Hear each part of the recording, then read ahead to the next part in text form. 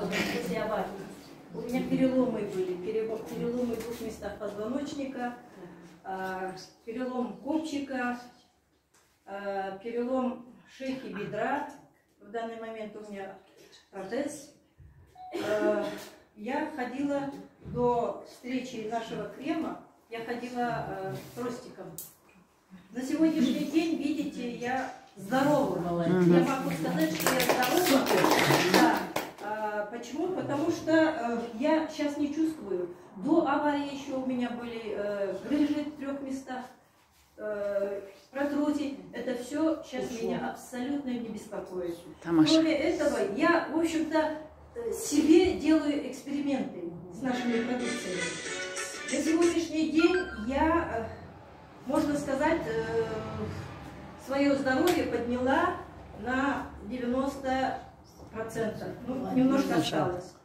Внутренние органы, например, желудок, желудочно-кишечный тракт. От этого тоже зависит, конечно, наше здоровье. Это, во-первых, кишечник – это наш иммунитет. Если иммунитета нет, то, естественно, все болезни начинают прогрессировать. Поэтому я начала пить.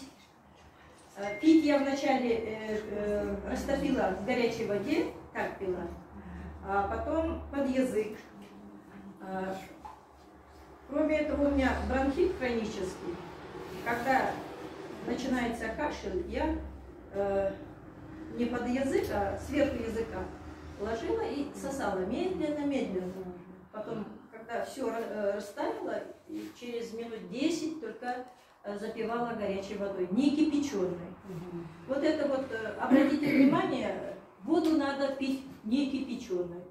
Кипяченая вода – это мертвая вода.